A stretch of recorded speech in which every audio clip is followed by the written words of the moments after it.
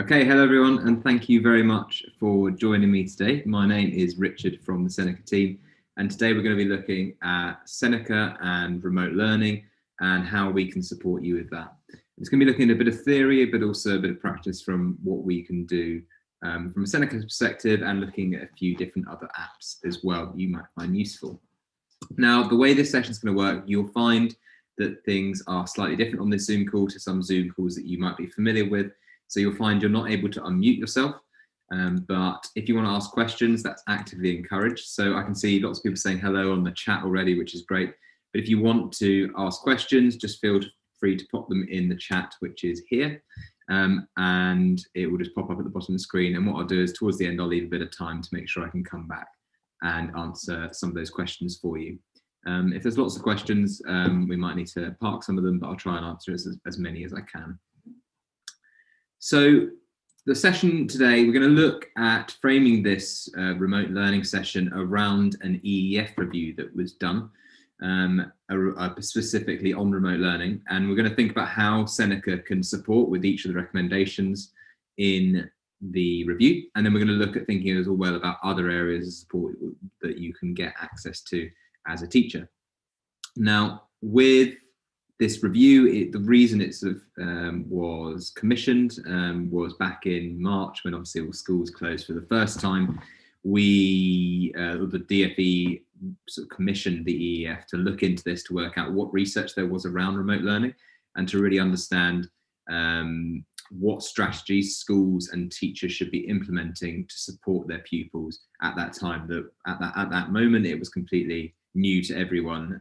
Everyone's been a bit more practiced at it now, but these principles that are highlighted in this review are still really important, I think, and it will be a good refresher for you, I hope. Now, the way the research was completed was it looked at examining research from 60 different reviews and meta-analyses, just to basically identify what evidence-informed approaches there are that you can then start to use. Now, the first of those recommendations looked at just it was more of a reminder, actually, and I find this first point that they make in the review really reassuring, that teaching quality is more important than how lessons are delivered. So the research shows that school closures are bad for pupil progress, but that pupils can still learn through remote learning. So that is reassuring, I think. And the other important thing to mention here is that high quality teaching is still high quality teaching, and it suggests that you should be reviewing your practice to make sure that elements of effective teaching that you know and love from when you are in person in the classroom are still present in your practice. So these are things like, are your explanations still really clear? Are you scaffolding students' explanations and work for students? Are you providing timely feedback to make sure students are getting the support they need? All of that stuff that you know is good practice is still good practice in the remote learning world. And it's also important to mention that that is more important. So the methods or the tools or the techniques you use to deliver content is more important than necessarily how or when you deliver the content. So this might be thinking about this, and the research behind it. It showed that there's no clear difference between a recorded lesson and a real-time lesson, as an example. So if you're delivering high quality teaching through a pre-recorded lesson and high quality teaching through a live lesson, they're equivalent in terms of what the research shows in terms of outcomes. So one way that this review talks about planning a lesson as good practice is to basically start explaining a concept, and that doesn't matter whether that's pre-recorded or live. And then, but what matters most is that you are delivering your explanation in a way that builds on pupils' prior learning, that helps develop pupils' understanding, and making sure that their understanding is subsequently assessed. So again, some of the ways that Seneca can support with this are, first of all, when we're thinking about high quality teaching, we think about the Seneca courses that we have, and these have been created in a very specific way to lower cognitive load among students. So We make sure that every sentence that is written is self-contained, so you don't need to refer to the previous sentence to understand the second sentence. And we always make sure that the sentence makes sense in itself, and that is good practice in terms of lowering cognitive load and improving learning outcomes. So this approach that we take, that's designed to be used as sort of homework and other things that you can use, that you would use Seneca normally in sort of a regular classroom setting, still apply to the remote learning setting. Also on Seneca, everything is automatically differentiated. So I know a big part of a lot of people's practice is making sure that work is effectively pitched for your students. And Seneca does that automatically for your pupils. So as a student goes through a learning session, the content will adapt and change depending on what the students answer, how they answer. So you can really have a really tailored approach to learning for students. And these can be tailored in lots of different ways. So first of all, like the questions and the content that we're assessing. But another way we differentiate work, as you see here, we've got 2 gaps. For a student who's shown they may have struggled, we may only show 1 gap. For a student who's really excelling, we might show 3 gaps. So we can really change and adapt the questions to the individual student depending on their understanding. Now, Seneca also provides instant feedback, and we talked a bit about feedback as an area of good practice that's mentioned in the review. And when students complete an answer, their feedback is instantaneous. So they immediately get feedback whether they're right or wrong, so that they can then improve and develop their understanding of the topic. So you'll see here, first question I got right, the second question I got wrong. So students are learning even when they're not sure how to do this, how to answer the questions correctly, sorry. And on that as well, you get lots of nice data. So when you're thinking about what to do next, you get all the data provided to you. You're able to understand exactly what your students have and haven't understood. So you can see a student in the middle there. Is that Felton? Is that? Yeah, so Felton's only got 30 or 22% on this middle section. So you can see then that builds up a really good picture of what your students have and haven't understood. And you can either take some intervention and go and do some follow-up work with those students, but we also provide options for you within Seneca to do that. So one of them is through something called Smart Reassign. And that basically allows you to reset assignments based on how well students have done in their work. So you can say anyone who didn't complete the work or anyone who got less than 50% as their best score, you can reset that work for your students. And it just takes about 4 or 5 clicks and you reset a really tailored follow-up activity for your students. But don't forget, when students revisit these activities, it won't be exactly the same activity because the Seneca system will know what your student has and hasn't understood last time they studied it. And then the other side of things, it talks, again, the review mentions about making sure that you're assessing your pupils correctly as part of the learning process. And for that, we provide you with our standardized assessments courses. So those are all available for free, as with everything I've mentioned so far.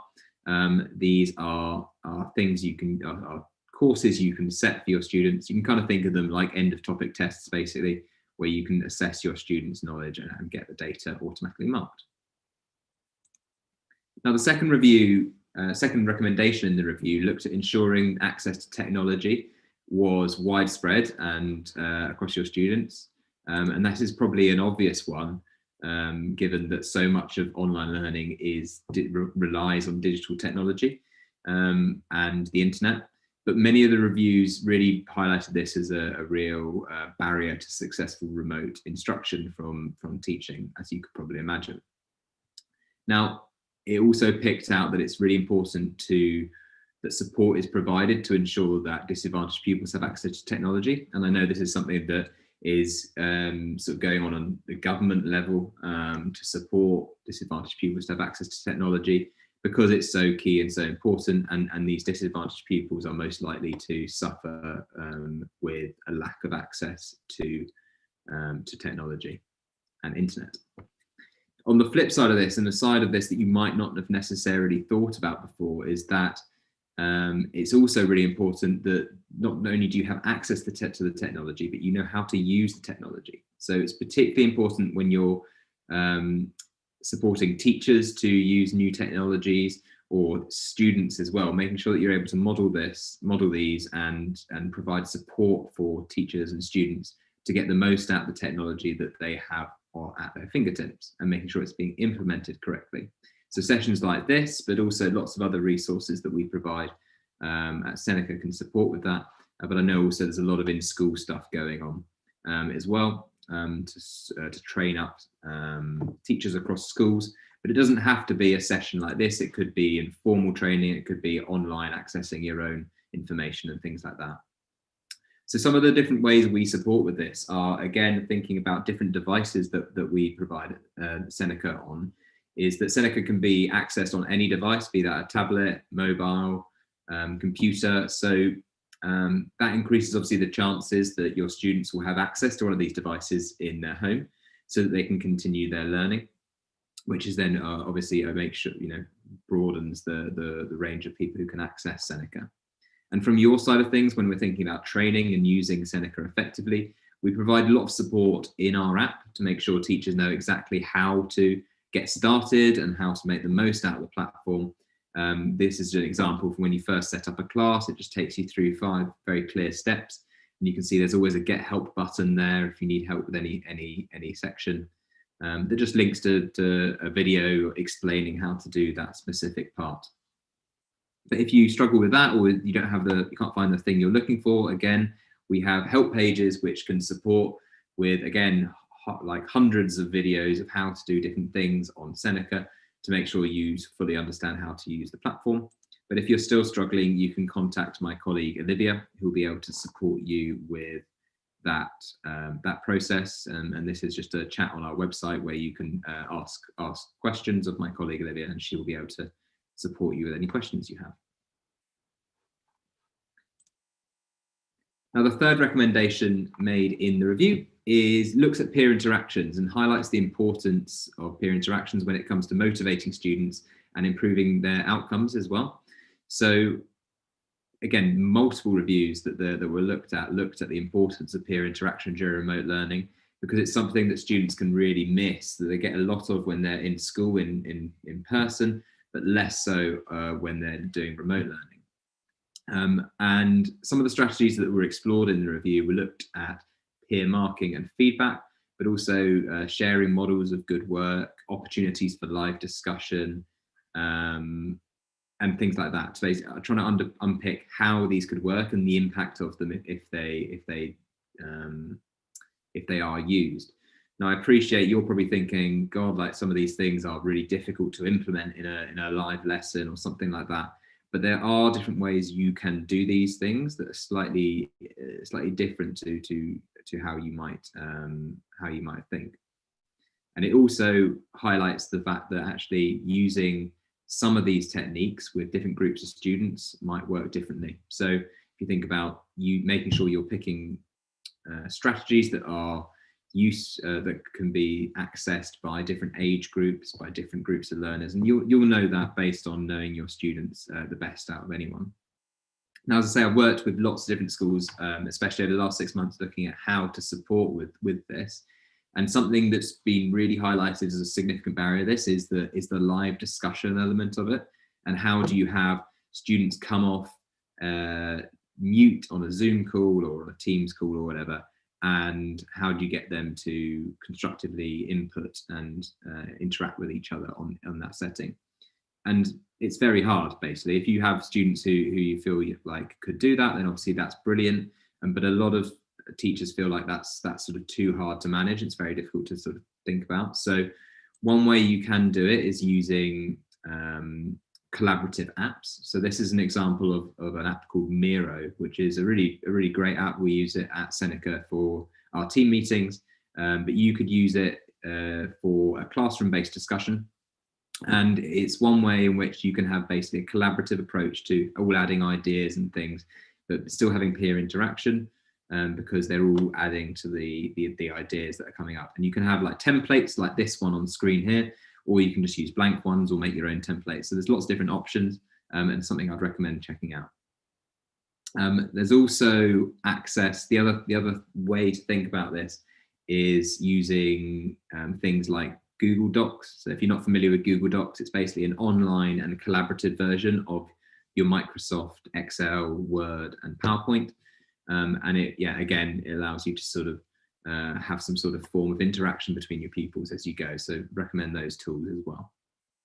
Now, the other ways that Seneca can support are, first of all, with access to data, like we talked about earlier.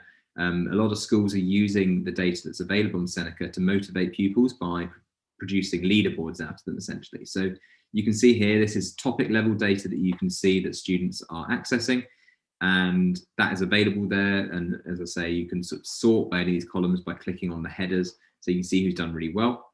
But also there's sort of the overview data that you can see in the students tab on Seneca. And this is sort of total learning time, average scores, number of correct answers, things like that you can then use to build some peer interaction through leaderboards and making sure that students are motivated to compete with their peers.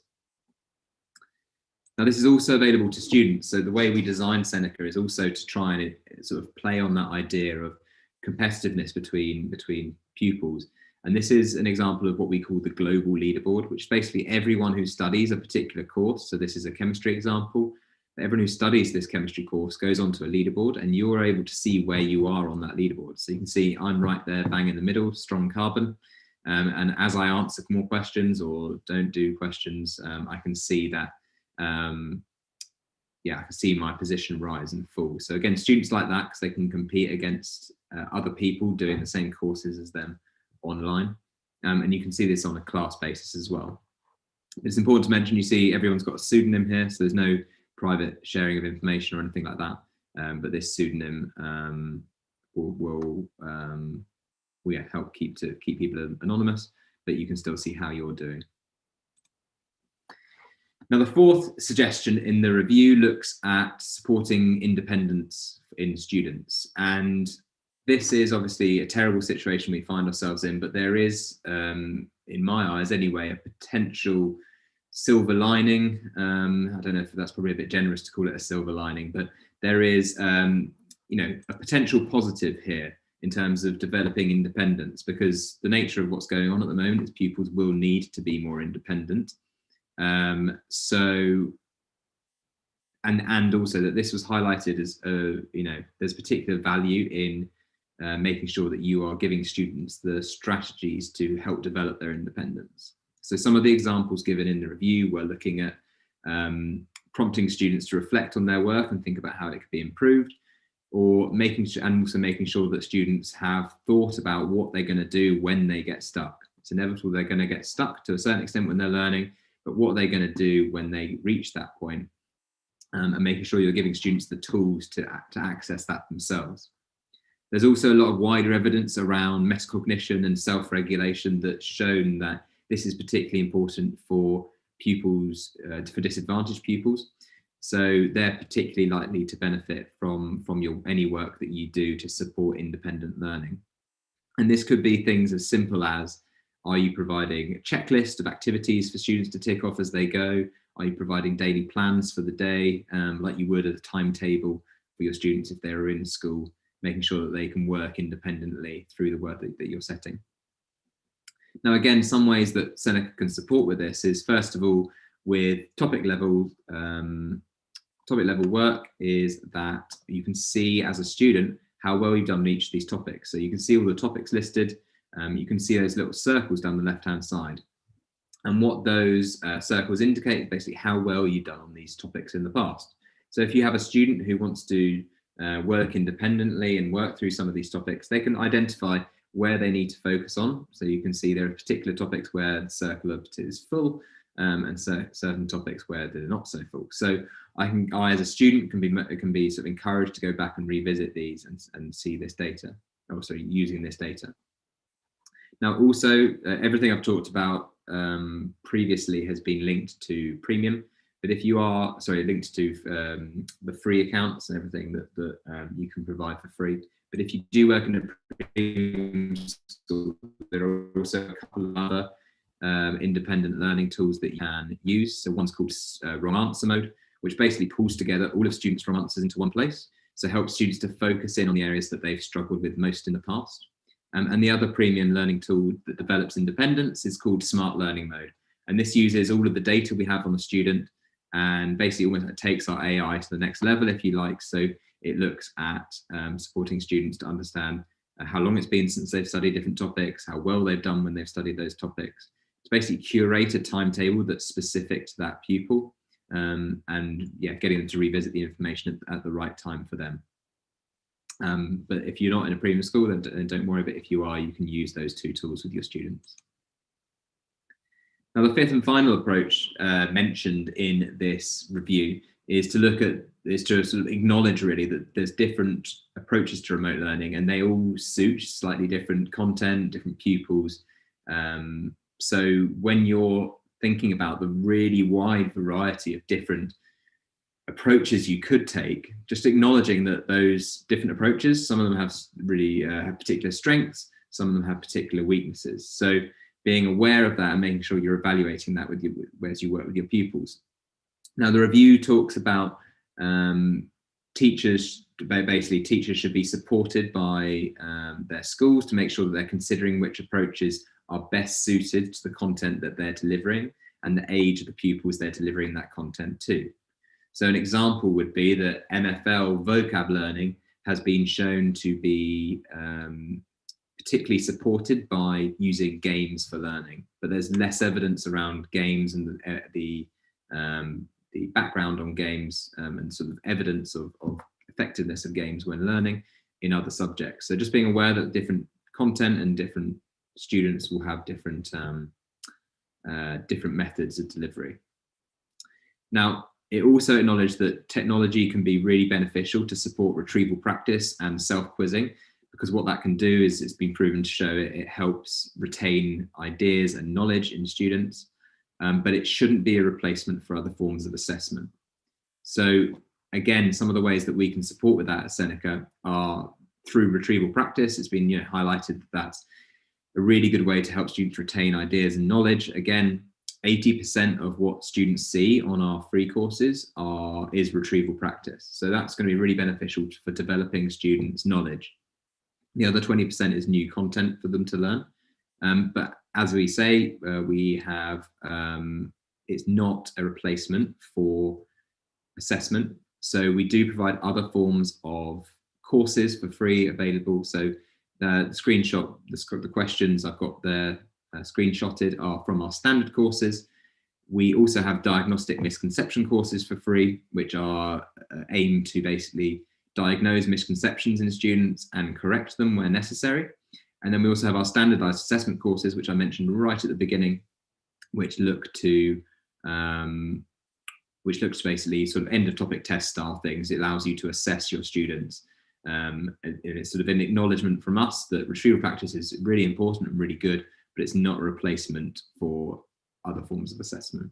And then we've got the vocab courses there as well, which you can use if you're an MFL teacher.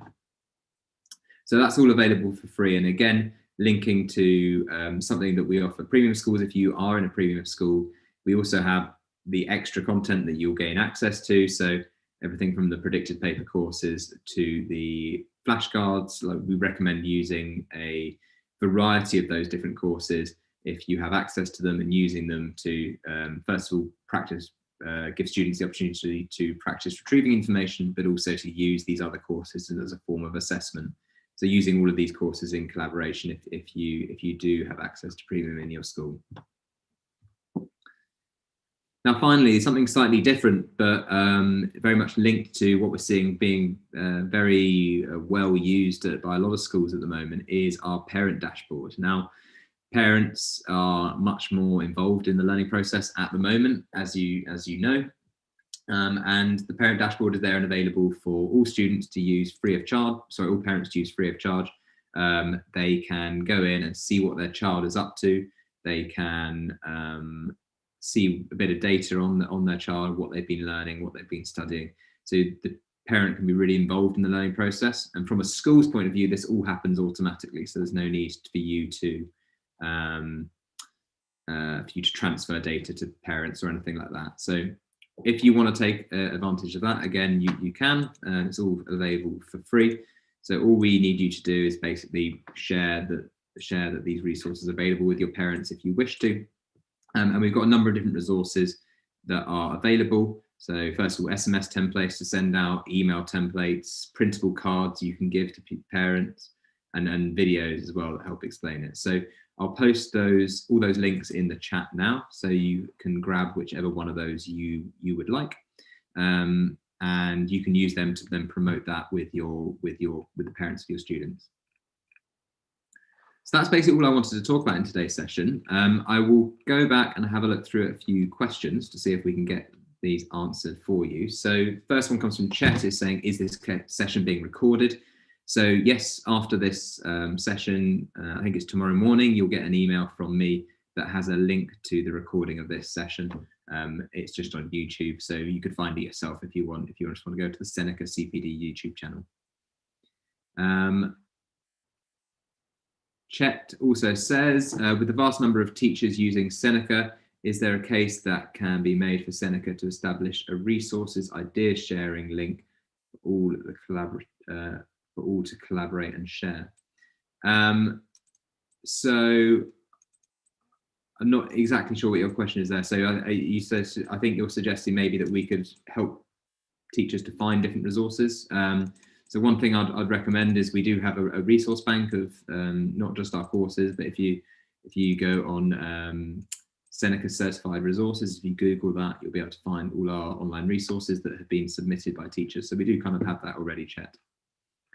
Alex says, can teachers see the leaderboard of their students? So unfortunately at the moment, Alex, that's not an option, but you do have access to all the data on your side of things. So you can see your own leaderboard, but just displayed in a slightly different way. And it's the same, the leaderboards that students see are based on the same data. So you can see exactly the same information. The only benefit of you being able to see the student leaderboard is you'll be able to see their pseudonyms, but if you've got their real names in their accounts anyway, you can just use the data on your teacher account. So Chet asks, does Seneca support from kindergarten right up to year 13? So the courses we cover Key Stage 2, 3 and 4. So that's from year 3 upwards. Yeah, we cover GCSEs, BTECs, A-levels, and Key Stage 3 and 2 courses as well. So those are the courses we cover. Wanda asks, how can Seneca be linked to Teams? So Seneca is directly linked to Teams. If you try and create a class, one of the ways that we get you to invite students on Seneca is through an invite to Teams button, and that will just load up your Teams. You can also share assignments directly to Teams as soon as you create them.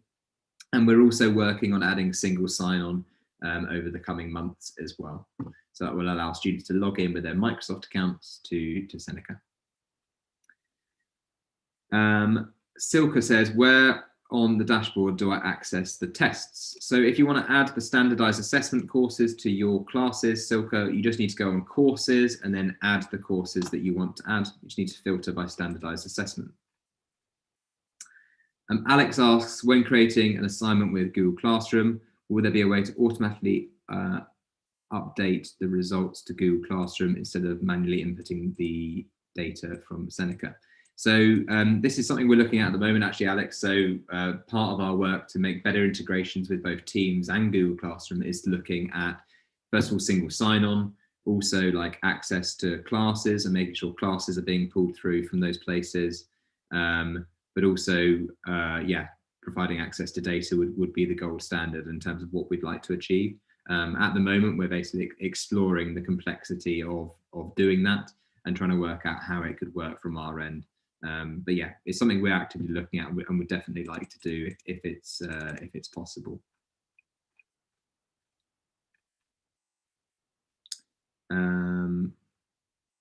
Okay, Evelyn says, I would like the how-to videos. So Evelyn, if you just refer to my my message, that's just a couple of messages above yours, you'll see all the links you need.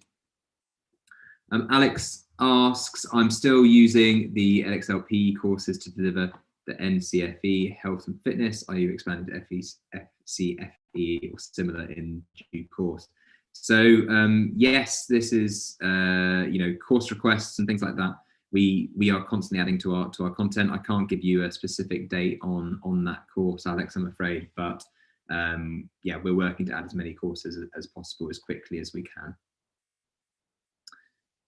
Okay, that looks like all the questions that have come in from people, which is great. There are some really good questions in there, and I hope you're able to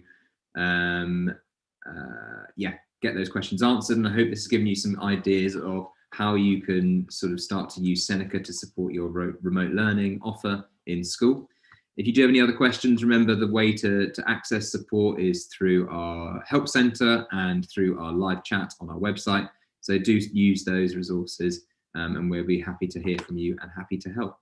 But thank you very much. I appreciate it's a really difficult time at the moment for everyone. So keep up the good work, and yeah, let us know if we can do anything to help. Thanks for joining.